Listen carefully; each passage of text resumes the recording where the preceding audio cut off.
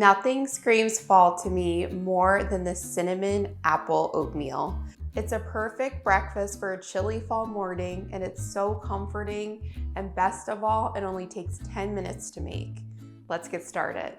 For this recipe, we are going to need butter, diced apples, cinnamon, old-fashioned oats, water, maple syrup, vanilla, and your favorite type of milk.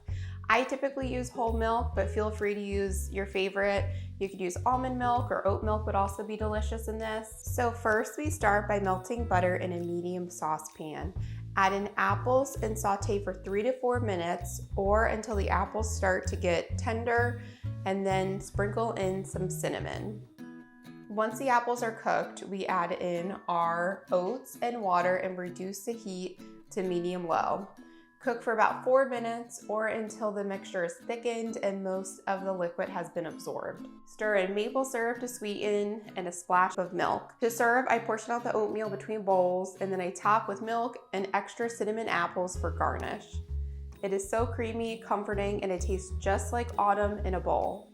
I hope you all enjoy this recipe as much as I do. Follow me for more easy, healthy breakfast recipes.